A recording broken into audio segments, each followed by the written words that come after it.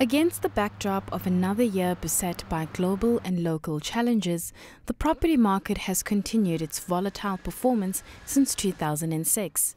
House price growth eased from 5.3% in August to 5% in September.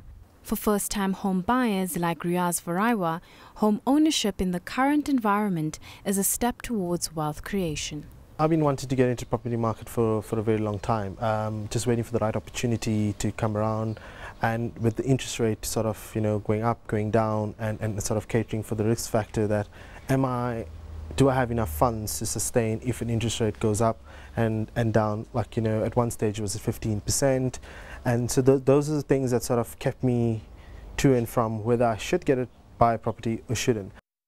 While the South African Reserve Bank's Monetary Policy Committee left interest rates on hold last week, its decision to cut the key repo rate by 50 basis points to 5% in July is expected to stimulate the economy.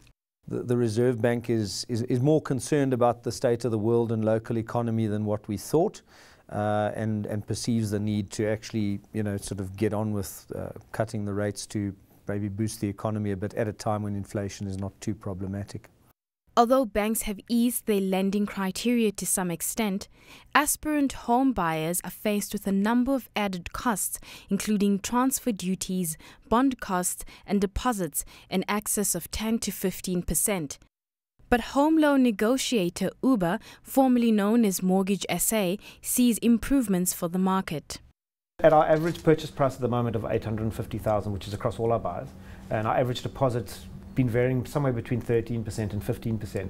You're looking at pretty close to 100,000 Rand average deposit requirement.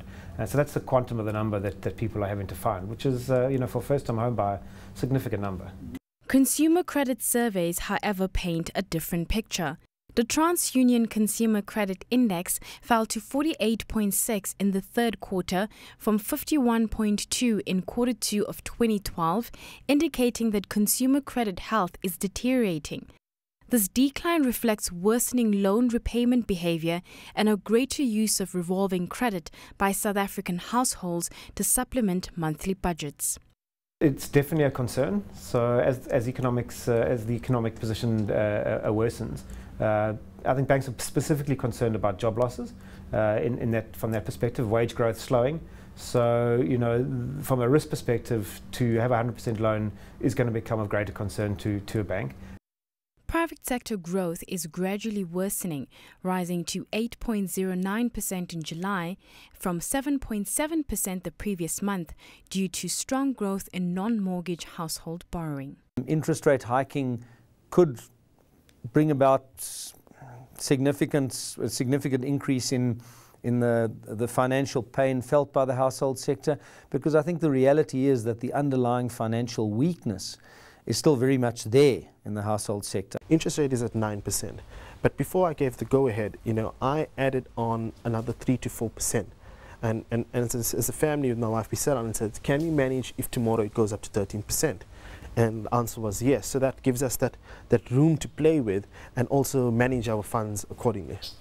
House price growth is expected to remain low over the short to medium term as global economic developments continue to impact on household finances, confidence and housing demand and supply. This, coupled with falling home loan deposits, make it a good environment for responsible first-time home buyers. Nastassia, Arendse, CNBC Africa, Johannesburg.